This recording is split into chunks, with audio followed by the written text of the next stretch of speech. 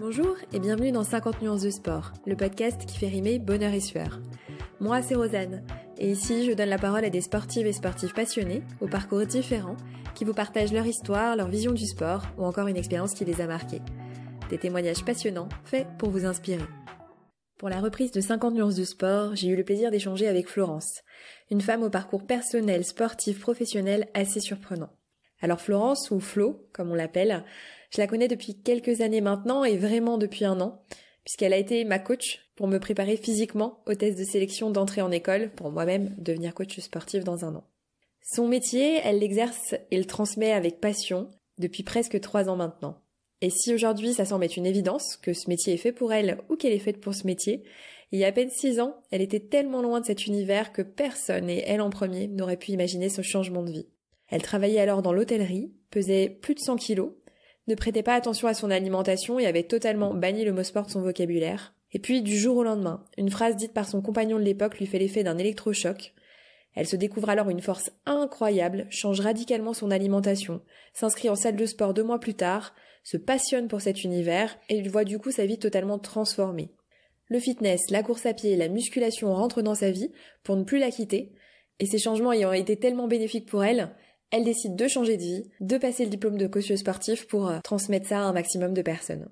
Dans notre échange, elle partage donc son histoire, son cheminement, raconte aussi les difficultés qu'elle a pu rencontrer, que ce soit celle de réussir à retrouver l'équilibre après un changement si radical, et notamment sur le plan alimentaire, la difficulté pour ses proches d'accepter son changement, ou encore la difficulté de changer de métier lorsque l'on a 30 ans. On parle également de choses plus joyeuses de sa pratique sportive aujourd'hui, très diversifiée, de la passion qu'elle a pour son métier, et de ce que chaque sport lui apporte. On découvre ainsi que oui, musculation, yoga, running sont compatibles, voire même vraiment complémentaires. Bref, 40 minutes à parler de tous ces sujets, avec émotion, avec sincérité, vous le verrez. Mais je m'arrête là, je vous en dis pas plus, et je vous laisse en notre compagnie pour ce nouvel épisode. Très bonne écoute. Salut Florence, je peux t'appeler Flo. Oui. Donc merci beaucoup d'avoir accepté mon invitation. Est-ce que rapidement tu peux présenter qui tu es aujourd'hui, en 2019 ? Qu'est-ce que tu fais dans la vie ? Alors, donc je m'appelle Florence, ou Flo pour ceux qui veulent. J'ai 33 ans et je suis coach depuis 2 ans et demi maintenant. D'accord. Voilà. Tu fais quoi comme sport, comme type de sport ? Alors, je fais de la musculation. Voilà, plutôt 3 fois par semaine, maintenant que je suis coach. Je cours beaucoup. J'essaye de courir plusieurs fois par semaine, mais avec mon emploi du temps, je sais que c'est compliqué. Et sinon, beaucoup de fitness, les cours collectifs. Ok. Voilà. Et donc ça, c'est aujourd'hui à 33 ans. Si je demande la même question, je pose la même question à la Flo qui avait 25 ans. Quel était son quotidien ? 25 ans, comment dire, je n'avais jamais fait de sport de ma vie. J'étais en gros surpoids, même obésité. Je sais que j'ai atteint plus de 100 kilos pour 1m63. Mais à un moment, je n'osais plus me peser, donc je sais que j'ai atteint plus, mais quel poids, je sais pas. Et tu me parlais de sport, non, jamais. Même à l'école Jamais. Je trouvais toujours un moyen pour ne pas faire de sport. Voilà. Un certificat médical. Exactement, où je me sentais pas bien, problème de fille, voilà. Je détestais ça, je voulais même pas en entendre parler. Ok. Jamais. Alors, qu'est-ce qui s'est passé pour que on passe de pas du tout de sport à j'en fais mon métier ? Ça a été quoi le déclic ? Le déclic, en fait, moi je me sentais plutôt bien dans ma peau parce que j'ai toujours été ronde. Même enfant, j'étais ronde, donc je me suis dit je suis ronde, autant bien accepter. Donc moi je vivais plutôt bien. J'étais une fille amoureuse, il vivait aussi, on était aussi très amoureux, il m'aimait comme je suis. Juste au moment où pendant une dispute, il m'a dit écoute, là t'es trop grosse, si tu maigris pas, je te quitte. Oh. Voilà. Donc là, ça a été un effet d'un électrochoc, mais comme jamais. Ouais. Parce que j'avais déjà essayé de perdre du poids, mais comme tout le monde, t'essayes 15 jours, ça marche pas. Et après, tu dis, vas-y, autant manger. Et là, en fait, ça m'a fait l'effet d'une bombe. Du jour au lendemain, j'ai changé complètement mon alimentation. Là, j'ai perdu du poids. Mais on se rend compte quand on change juste l'alimentation, ça suffit pas. Il faut commencer le sport. Donc 2 mois après avoir changé mon alimentation, je me suis mis au sport tranquillement. Je fais de la marche, de l'elliptique, et puis après c'est devenu une addiction. Ok, donc d'abord, la première motivation, ça n'a pas été de le faire pour toi. Même pas. Ça a été de le faire pour quelqu'un d'autre. Ouais. Est-ce que t'es encore avec cette personne? Jamais.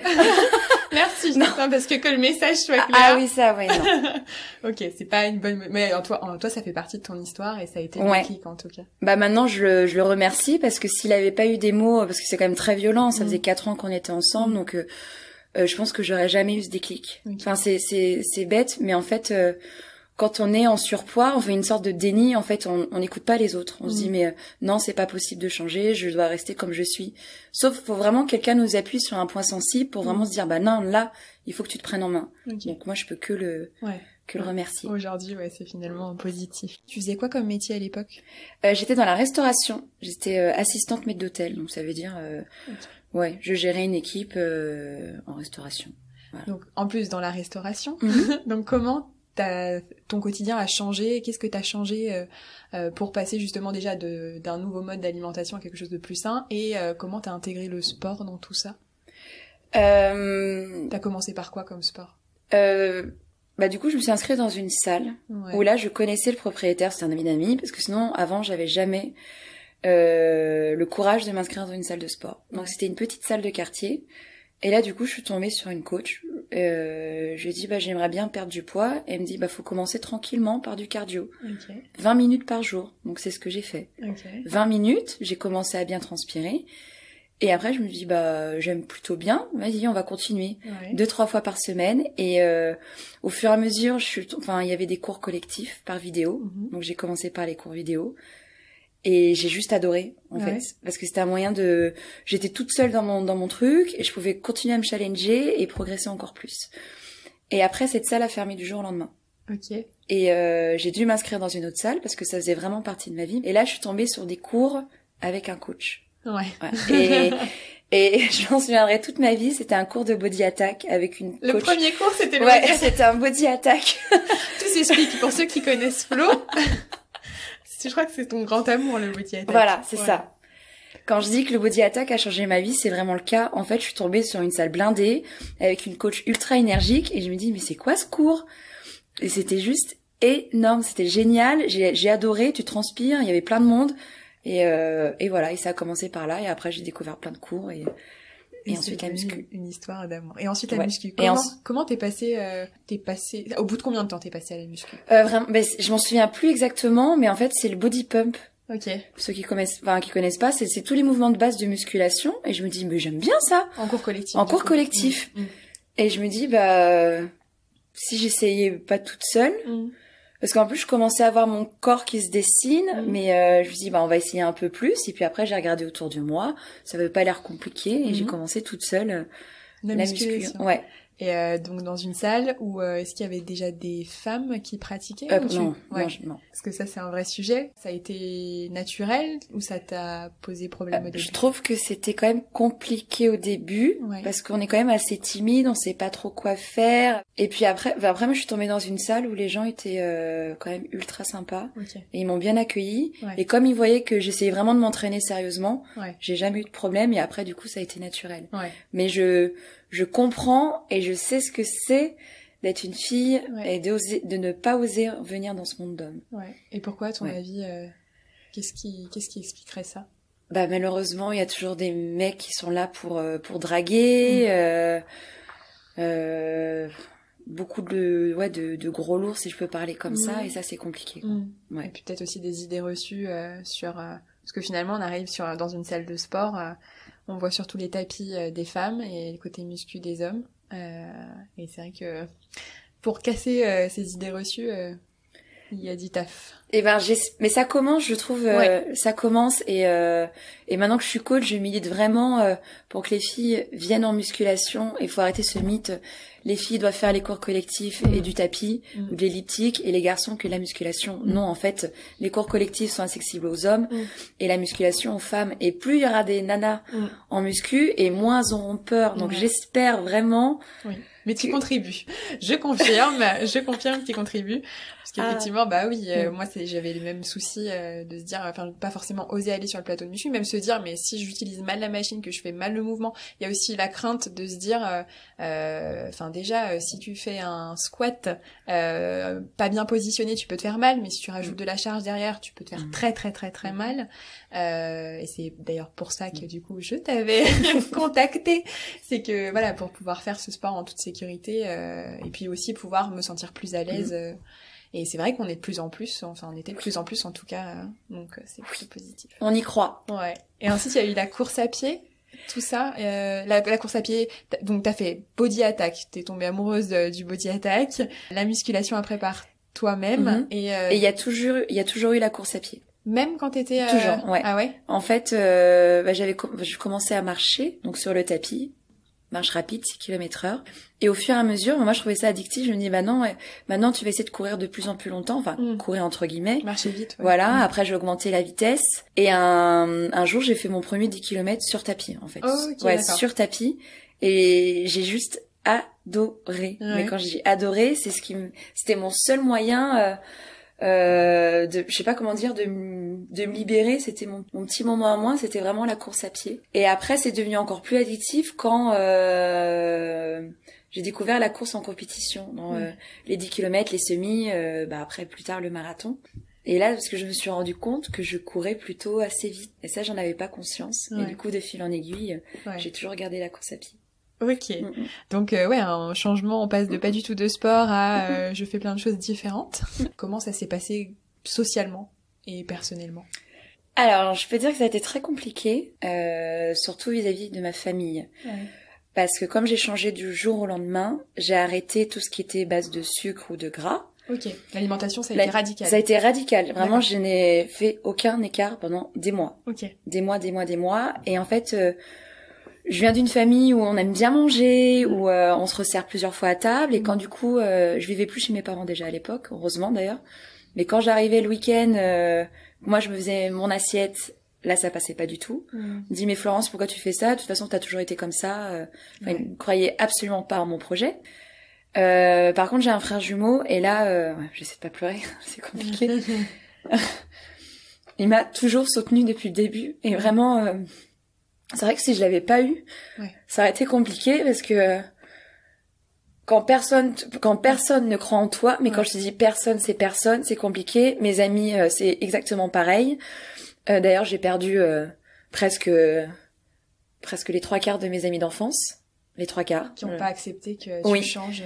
Parce que ok, on change physiquement, mais en fait, faut vraiment comprendre que c'est aussi un changement dans la tête. Surtout. Je ne suis absolument plus la même personne, mais vraiment plus du tout. Et mes amis ont mal accepté en fait le fait que je change. On me dit oui, maintenant tu bois plus, tu veux plus te faire de McDo avec nous. Il y a que ton sport qui compte. Et ça, ils comprennent pas. Et Donc, est-ce que ton entourage était sportif ou pas? Pas du tout.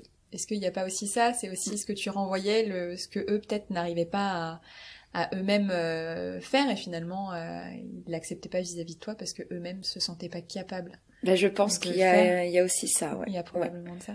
Mais du coup, c'est super difficile, c'est-à-dire que toi, alors comment, juste pour revenir là-dessus, comment du jour au lendemain t'arrives à passer d'une alimentation excessive à quelque chose d'équilibré, parce que c'est pas non plus un régime que t'as fait, c'est juste quelque chose d'équilibré. Qu'est-ce qui s'est passé dans ta tête? Parce que ça, je pense que tout le monde veut la recette miracle de Flo sur cette capacité à passer, enfin, du changement du jour au lendemain. C'est tu l'expliques comment? Mais vraiment, même moi, je n'explique pas. Je me suis trouvé une force, mais que je n'ai jamais eue. Je me dis non, là cette fois-ci, je vais tenir et je vais perdre du poids. Même si à la base c'était pour mon ex. Mais après, ça a été pour moi, et je me dis non, là, tu tiens le bon bout, tu vas y arriver. Okay. Surtout que quand on change l'alimentation comme ça radicalement, on perd très très vite.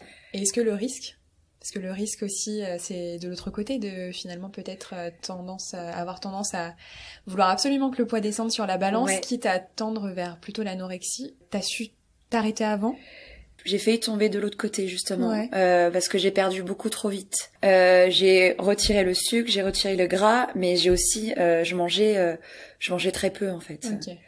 Le soir, une soupe. Enfin, je mangeais que de la salade. J'avais coupé toutes les glucides presque. Et là, j'ai perdu beaucoup trop vite. Donc, au jour d'aujourd'hui, je le conseille pas du tout. Si j'avais pas eu mon frère jumeau et justement ma meilleure amie, je pense que ça aurait pu être compliqué aussi pour moi. Parce que là, ils m'ont mis un stop. Ils m'ont dit là, par contre, Florence, il faut vraiment que tu manges là, parce que on peut pas. J'ai perdu en un mois presque 15 kilos. Enfin, c'est quand même, c'est beaucoup trop. C'est beaucoup trop. Surtout qu'il y avait pas de sport, donc. Et une fois que le sport est arrivé dans ta vie, finalement, ça t'a permis peut-être de rééquilibrer. Mais par contre, ça prend du temps. Et ça, je veux vraiment le dire à tout le monde. Ça prend du temps de réussir à remanger correctement, parce qu'on a toujours. J'avais peur de tout ce qui était féculent, les pâtes, le riz. Ça a été très compliqué pendant plusieurs années. J'en mangeais quand même, parce que c'est quand même l'énergie. Et j'ai eu le déclic que quand je suis entrée en formation en école pour être coach. Et t'es rentrée en école à quel âge? J'avais 30 ans. Ah oui, donc tout ce changement, c'est 26 ans, c'est ça? Ouais, j'ai commencé à 26. Ok, donc en 4 ans, t'es quand même passé de surpoids, changement drastique, donc plutôt positif dans le sens où t'as rééquilibré ton alimentation, tu t'es mis à faire du sport, mais quand même en allant dans les travers d'un contrôle excessif de l'alimentation. Ouais. Et pour finalement te rendre compte que seulement quand t'es rentrée en formation que... Ouais. Et qu'est-ce que t'as compris? Que notre alimentation, c'était notre essence, en fait. Et qu'on pouvait pas, comme ça, se priver de manger quand on faisait du sport. Comme ça, j'en fais, 25 heures par semaine. Enfin, je vous dis des bêtises, mais c'est pas possible. Et je l'ai que appris grâce à mon prof de musculation. Et je remercie d'ailleurs, il écoutera pas, mais... Cédric, voilà. Si tu nous entends. Il a totalement changé ma vie. Et oui, là, j'ai compris plein de choses. Okay. Et que quand je faisais pas de sport, j'avais tendance à me limiter dans l'alimentation, mais non, en fait, c'est pas possible, il faut manger équilibré. Et justement, plus tu fais du sport et plus tu peux manger beaucoup plus. Et ça, je l'ai compris. Le tout, c'est de manger sain. Exactement. Donc, progressivement, t'avais ton job. À quel moment tu t'es dit que tu voulais devenir coach sportif? Et pourquoi avoir changé de métier et pas finalement avoir gardé cette passion comme une passion à côté de ta vie professionnelle, personnelle? Je pense que ça a pris plusieurs années. Comme j'ai vu que j'avais réussi à perdre du poids toute seule, à un moment je me suis dit Flo, est-ce que tu pourrais pas toi à ton tour aider les autres? Parce qu'on a toujours besoin d'un petit coup de pouce. Moi je l'ai eu malheureusement bref. Et je me dis moi je pourrais être ce petit coup de pouce. Et donc ça a mûri, je crois que j'ai commencé à 28 ans à y penser.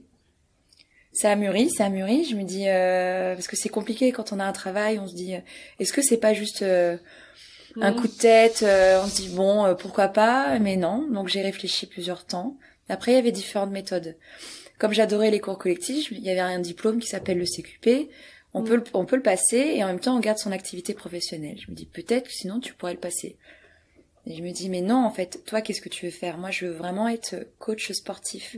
Je veux profondément le plus possible aider les autres. Et du coup ça passe par le diplôme BPGEPS. Donc là ça a mûri et jusqu'au jour où je me dis mais non, là tu vas avoir 30 ans, je pense que c'est le moment. T'es prête, donc vas-y fonce. Trop bien. Voilà. Donc là je me suis préparée pendant un an à comme toi. Spoiler alerte. Non mais oui, comme quoi il faut vraiment se préparer longtemps à l'avance, faut pas se prendre comme ça.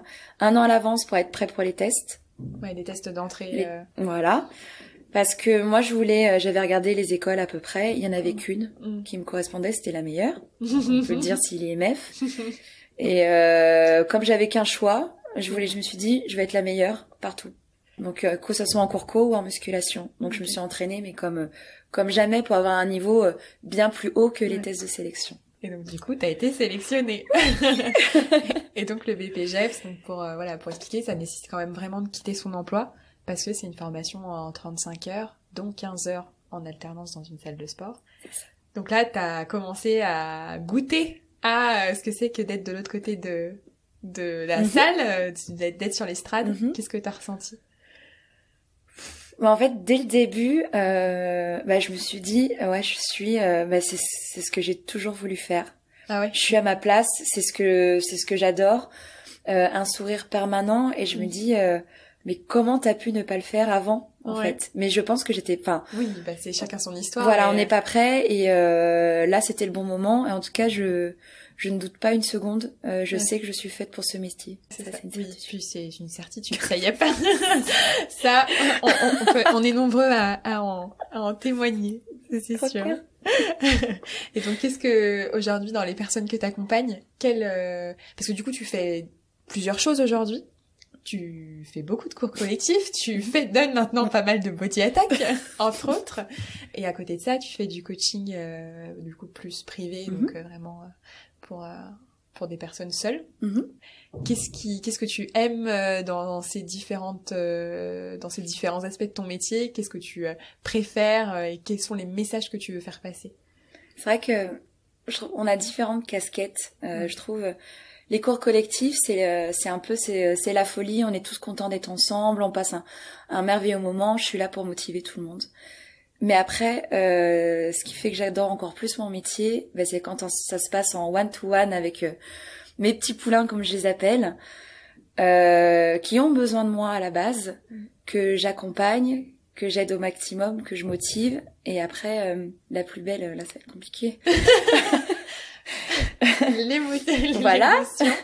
La plus belle reconnaissance, c'est quand on voit le poulain déjà de 1 se transformer physiquement. Ok, ça c'est super, mais c'est surtout changer mentalement, gagner en force, en confiance en soi.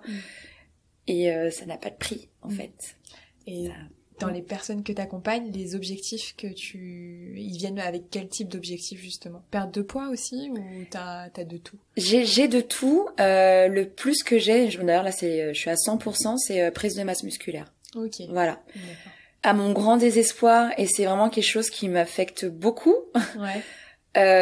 J'ai très peu j'en ai plus maintenant de personnes qui veulent perdre du poids. J'en ai eu 2, et ça c'est c'est ma plus grande tristesse, que j'ai pas réussi à tenir en fait.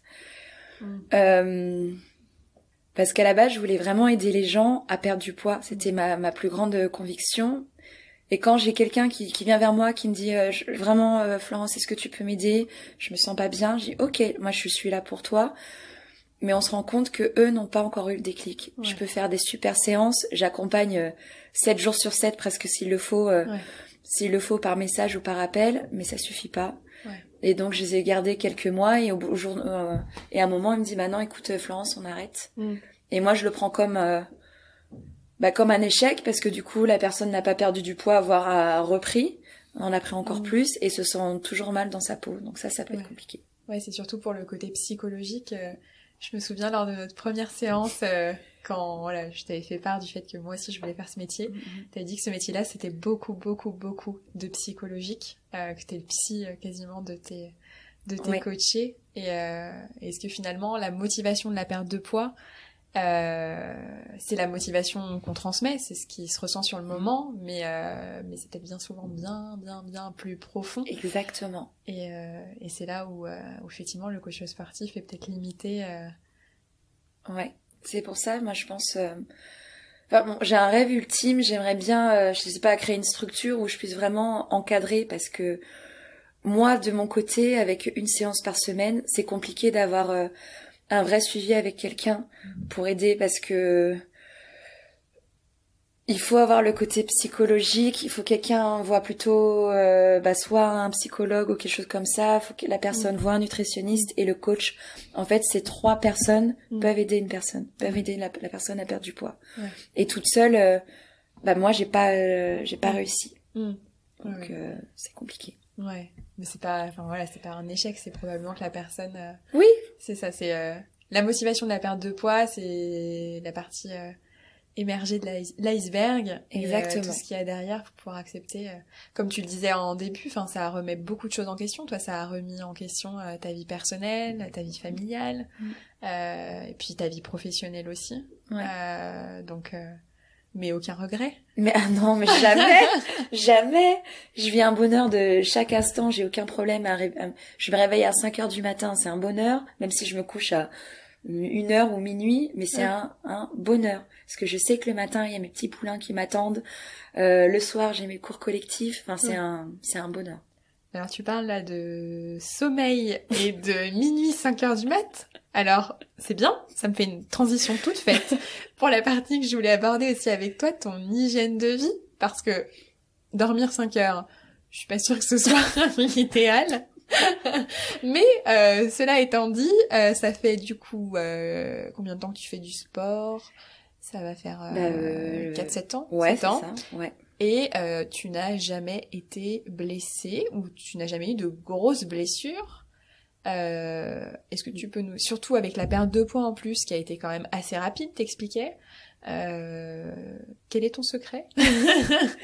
Bah écoute, je pense que le secret c'est vraiment de s'écouter. Ouais. Quand on est fatigué, ça sert à rien de faire une séance. Ça ne sert à rien. Autant rester dans son lit. Règle numéro 1, s'écouter. Et de 2, ce qui me protège le plus, je pense que c'est ma masse musculaire. Il faut se muscler vraiment pour protéger ses articulations. Ce n'est pas un mythe, les muscles protègent.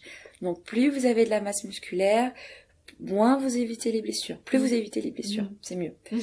Et de 2, il faut s'étirer. Ouais. Voilà, le stretching, c'est vital. Musculation et stretching sont indissociables. Alors là, je pense que t'as plein de gens qui vont dire... Voilà. On voit rarement... c'est marrant, dans les cours de stretching, on voit rarement nos bodybuildés du plateau muscu. Mais oui. Et mais là aussi, je l'ai appris que quand j'étais en école pour être coach, parce que après le stretching, on se dit... non mais c'est ennuyeux, on fait rien. Moi qui étais tout le temps dans le challenge, dans la performance, il fallait toujours que je fasse quelque chose. Ouais. Donc être allongée sur un tapis, c'était pas possible. Jusqu'à que du coup que j'apprenne. Mais c'est vital en fait. Il faut remettre en place son muscle dans son état initial. Il faut se détendre. Ouais. Voilà. Et donc du coup, tu pratiques le stretching, mais de base, il me semble que tu n'es pas des plus souples. Et non. Il faut savoir qu'avec la musculation, on devient de plus en plus, j'ai envie de dire, rigide. Ouais. Voilà. Donc déjà, j'avais jamais fait de stretch de ma vie, aucun étirement, et en plus j'ai rajouté la musculation. Et donc, la course à pied aussi, qui est avec. Voilà. Du coup, j'ai perdu en mobilité, mais comme jamais. Et là, du coup, ça fait 3 ans que je m'oblige à m'étirer régulièrement. Et du coup, le petit bâton que j'étais devient vraiment souple. De plus en plus De souple. plus en plus. Gagne des centimètres, à tel point que on parle de cours collectifs, donc body attack et tout, donc ça, on t'imagine bien la pile électrique, ça on voit très bien. Musculation, course à pied, et récemment, yoga. Et ça, c'est tout récent. C'est tout récent, et en fait, ça faisait déjà plusieurs années que j'y pensais, mais j'avais jamais eu le courage. J'ai adoré le stretching en le donnant. Je me suis dit, mais c'est génial. Et après, j'ai tellement adoré que je donne le body balance. Okay. Et là, ça a été une révélation. Je me dis, c'est encore plus génial. Donc ça, c'est un concept, un cours collectif en concept, mais qui mêle du yoga, du tai chi. C'est ça, yoga, stretching, pilates, voilà, c'est ça. Okay. Très complet. Okay. Et là, du coup, je me suis dit, il est peut-être temps de découvrir autre chose. Et en fait, comment j'ai commencé le yoga, j'ai une de mes poulains qui adore aussi. Ouais. Et du coup, Anne-Sophie, si tu vas se voilà. Non, mais oui, mais ça vient de là. Et du coup, pour son anniversaire, je lui ai offert des cours de yoga. Et du coup, elle m'a dit, Flo, j'aimerais bien que tu viennes avec moi. Et là, en fait, ça a été la révélation. Mais quand j'ai dit révélation, je me suis dit, waouh, mais c'est génial. C'est t'as commencé par quel type de yoga? Le yoga chaud. Ok. En fait, c'est un yoga qui est fait dans une température de 38 degrés. Ok. Ouais, c'est ça. Du coup, on élimine encore plus, on transpire bien et on progresse plus vite. Ok. Donc là, ça fait 3 mois. Ok. Et du coup, niveau souplesse, j'ai décollé. C'est vrai? Ouais. Je crois qu'on a juste à aller voir sur ton compte Instagram, je mettrai le lien, parce qu'il y a eu, je crois, un post il y a pas longtemps, justement, où t'arrives du coup à faire des postures que t'arrivais pas du tout à faire. Et j'aimerais vraiment motiver tout le monde, parce que du coup, même à mes cours, j'en vois qui me disent non, mais j'y arriverai jamais. Mais si, si je vous montre où j'en étais il y a 3 ans, j'arrivais même pas à toucher le sol avec jambes tendues avec mes mains. C'est juste, il faut être régulier et vraiment patient. Ok. Et qu'est-ce que ça t'apporte en plus de la souplesse du coup? Est-ce que ça t'apporte d'autres choses? Peut-être justement toi qui es très énergique. Est-ce que ça a aussi des bienfaits peut-être sur ton mental?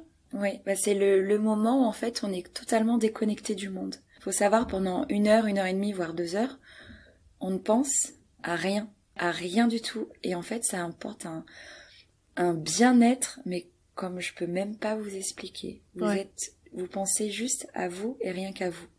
Et du coup, moi qui écris tout le temps, je suis tout le temps à fond, là c'est 1 heure où non, hop, on stoppe et on se calme. Ouais, c'est une parenthèse dans ta vie de dingue. Ouais. Et si on devait, dans les 4 sports du coup que tu fais, donc si on dit cours co, musculation, yoga et course à pied, donc si tu devais résumer ce que t'apporte chaque sport, qu'est-ce que tu trouves de différent? Parce que c'est quand même extrêmement différent, extrêmement varié. Qu'est-ce que tu trouves dans les cours collectifs? J'aime bien dire c'est la folie. Avec tout le monde, on est tous fatigués, on a tous mal, mais en même temps on rigole et voilà, c'est la folie. Ok, c'est le moment à plusieurs. La musculation, c'est vraiment le challenge. le mental. Ouais, le dépassement de soi sur chaque répétition. Ouais. Ça, on va La dire force, ça. c'est Mm-mm. ouais, je partage. Oui. La course à pied. Et la course à pied, c'est vraiment mon moment où c'est comme le yoga où c'est vital pour moi d'avoir un moment où je cours, surtout à l'extérieur, parce que je cours sans musique, je pense à rien. Ok. C'est le petit moment où je profite. Donc là, tu cours plus sur tapis comme au début. Non. Maintenant, j'ai plus trop le temps, mais non, maintenant du coup, quand je peux courir, c'est dehors. Ok. Voilà. Et c'est aussi ta parenthèse. Ouais. Donc t'as du sport bien-être, t'as du sport challenge et t'as du sport pour se défouler. Voilà. C'est top. Est-ce que t'as du temps pour faire autre chose? Parce que vraie question, c'est que t'es passé d'un extrême à l'autre, que ce soit en termes d'alimentation. T'expliquais que t'étais passé dans les extrêmes pour finalement te retrouver aujourd'hui dans un rapport équilibré à la nourriture.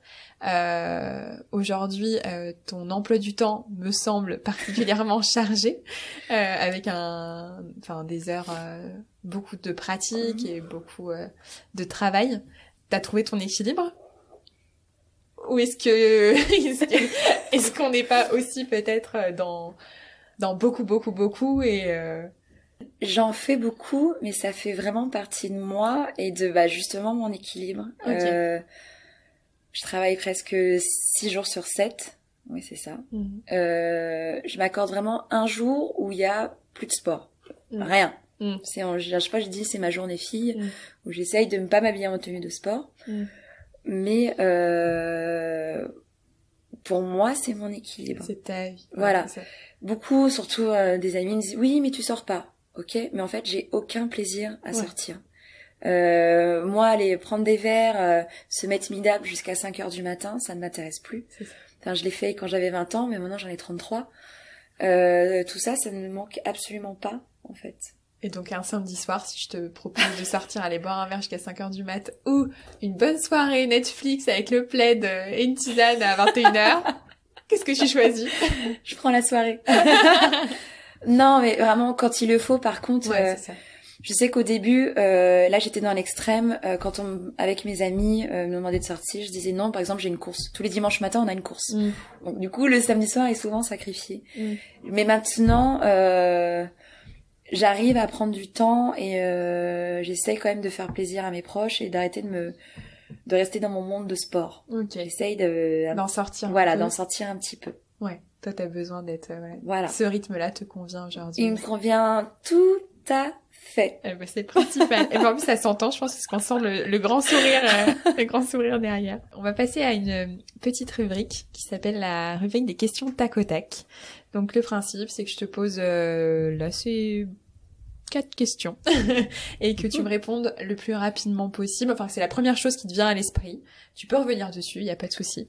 Voilà. Donc si je te demande de choisir entre course à pied et musculation. Oh, non. C'est la première réponse qui te vient. Non.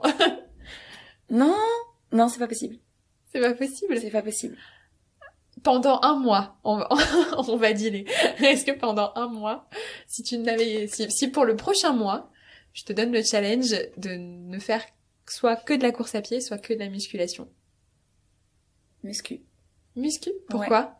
Ouais. C'est la première idée qui m'est venue en tête. Je ne peux plus me passer de la musculation. Ouais. Là déjà, je sais que je cours un peu moins, Mmh. donc j'arrive, je me suis un peu désintoxiquée. Ouais. Mais la muscu, non, ça serait compliqué. Ouais. C'est non. Ok, muscu. Ton meilleur souvenir sportif? Mon premier marathon de Paris. Oh. Ah oui, là c'est. C'était quand? Bah c'était il y a 3 ans. Ok. Et C'était avant ta formation du coup? ou c'était pendant, ouais. Pendant? C'était l'année, c'était L'année non, des c'était tests? avant, ouais. Parce que pendant, Oui, c'est franchement. ça. Ouais, non, j'ai pas fait. Oui, justement, j'ai pas pu faire le marathon pendant l'année de formation. Ouais. Toi aussi, Faire tu peux des venir choix. à Duo Course. C'est ça. Tu as duo de ça pendant un an. Exactement. Ce premier marathon de Paris, en fait, du coup, je faisais des semis, des 20 km, et en fait, je me suis dit, Florence, inscris-toi à un marathon. Mm. En fait, pour moi, c'était signification que la boucle est finie. Je me suis battue toute seule pour perdre du poids, je suis devenue une sportive. Quelle peut être la meilleure consécration? Bah, c'est courir 42 km. Et je l'ai fait. Et du coup, ça a été grosse émotion. Ouais. Je pense que ce premier marathon, je m'en souviendrai toute ma vie. Et je me dis, bah, je l'ai fait et j'ai réussi. L'ancienne obèse a couru un marathon. Ouais. Voilà. C'est la médaille qui représente la victoire sur pas juste des 42, mais presque d'une vie, quoi. Je crois que le premier marathon qu'on fait, c'est symboliquement, c'est dingue. Donc, très dingue, oui. Je comprends. Ta plus grande fierté personnelle aujourd'hui? Perso ou Perso. Pro, D'accord. on y viendra après, t'as anticipé, mais non. Personnel. Bah, c'est d'être devenue coach. Ouais. Ouais. Oui. Et de tout ce qui s'est passé avant et c'est pas facile vraiment de reprendre des études quand on a 30 ans, de quitter une vie professionnelle. C'est pas facile et je me dis bah là je l'ai fait et plutôt bien fait je pense. Donc d'avoir osé sortir de ta zone de confort et ouais. Et de quitter parce qu'il y en a beaucoup qui n'osent pas. Ouais. Je vois par Instagram, je reçois presque tous les jours des messages. Moi aussi, j'ai envie de devenir coach. J'ai dit, mais qu'est-ce que t'attends? En fait, si c'est vraiment, tu le sens que c'est à l'intérieur de toi, que t'as envie de faire ça, faut foncer. En fait, on n'a qu'une vie. On sait pas ce qui peut se passer demain. Ça se trouve, je vais mourir demain, je sais pas, mais moi, je sais que j'aurais fait ce que je veux et que j'aurais aidé au maximum de personnes. Et que t'auras passé ta vie à... J'aime bien dire qu'on a un quota de jours sur cette planète. Il y a juste à multiplier son âge estimé de décès, imaginons 85 ans fois 360. On soustrait son âge et on voit le nombre de jours qui nous restent et chaque jour qui passe, qu'on passe à ne pas être heureux et ne pas faire ce qu'on aime, c'est pas un jour qu'on va rattraper plus tard. C'est vraiment un quota de jours et il faut en profiter. Donc ouais, c'est ton chemin. Ta plus grande fierté en tant que coach? Sans pleurer. Comment dire, cette personne se trouve en face de moi? Non, j'étais le 3e. Non, en tant que coach, enfin, là il y a coach la Florence des cours collectifs et il y a la Flo coach personnel. C'est tout à fait différent. Et si on parle de coach, la Florence, la coach personnelle, c'est compliqué. Parce que j'ai toujours dit, quand on s'est rencontrés avec ma petite Rosie, j'ai dit que j'étais très sensible. Et le plus dur pour moi, c'est de quitter un poulain, mais en fait, non. En fait, la plus belle chose pour un coach, c'est de voir voler tout seul son poulain. Maintenant, elle a plus besoin de moi. Et quand tu vois que sur ces 11 mois de coaching intense, voilà, en musculation, voilà, en partant de rien du tout, oh oui, voilà, te voir progresser et te voir te battre, t'as jamais lâché, t'as jamais annulé une séance, tu t'es blessé, mais on a toujours continué à travailler, de voir ta force et en fait c'est compliqué. Et de voir quelle femme t'es devenue, autant sûre de soi, sûre de toi, vraiment, moi tu resteras marquée dans toute ma carrière. Ça c'est ça c'est sûr. C'est le moment. Bah, je vais quand même en profiter. ouais, là, ce que tu disais sur la musculation, sur le fait j'ai découvert ce sport moi aussi pour la formation et c'est vrai que c'est soulever des charges, on a l'impression de soulever un poids, enfin on peut faire la métaphore de tout le poids qu'on a sur les épaules et qu'on va aller soulever coûte que coûte. Et quand vous avez quelqu'un, je l'aurais pas fait toute seule, je l'aurais fait, mais je serais pas allée chercher si loin. Et voilà. Au-delà d'être une coach formidable, moi tu m'as confortée dans l'idée que ce métier, t'es allé chercher des choses en moi. Si vous hésitez, franchement, mais prenez quelqu'un pour vous accompagner. On se découvre des forces, mais qu'on ne soupçonne pas, en fait. Exactement. Et c'est pour ça que je peux que confirmer le fait que t'étais faite pour ce métier. Et que, voilà. Bon. Ok. Bon. J'étais numéro 3, je croyais en souvenir, mais bon. Tu disais que dans un tout autre registre, tu disais quand tu cours, tu mets pas de musique? Non. Est-ce qu'il y a un moment quand tu fais du sport où tu mets de la musique? Je mets de la musique uniquement quand j'ai envie de courir tranquille. Et quand tu cours tranquille, si tu peux me donner ta chanson inavouable. Non, j'en ai pas. J'écoute toutes les playlists de Body Balance. Okay. Voilà, je cours avec des musiques douces. Ok, tu pourras m'en choisir une pour que je la mette dans la playlist oui. du podcast. Très bien. Pour finir, dernière question, si tu devais convaincre aujourd'hui un maximum de personnes de se mettre au sport, qu'est-ce que tu leur dirais? Que c'est vital, en fait. En général, on pense se mettre au sport uniquement pour perdre du poids. Ou peut-être pour en prendre, mais en fait, ça apporte un bien tant physiquement que dans la tête. Je vous promets, le sport permet à évacuer les tensions. Si vous avez un métier stressant, faites du sport le soir ou le matin. Si vous voulez penser à autre chose, faites du sport. Trouvez juste votre sport qui vous permet de relâcher la pression, de se sentir bien. Voilà, c'est vital. Ouais. Psychologiquement, et finalement la santé elle vient aussi ça conclut bien ce que tu disais tout à l'heure où finalement le motif physique, perte de poids, ça peut être ce qui peut lancer la démarche, mais si on va pas chercher psychologiquement ce qu'on a envie peut-être de se prouver ou ce qu'on a on a peut-être envie de se détendre ou de se challenger, de renforcer sa confiance en soi, etc.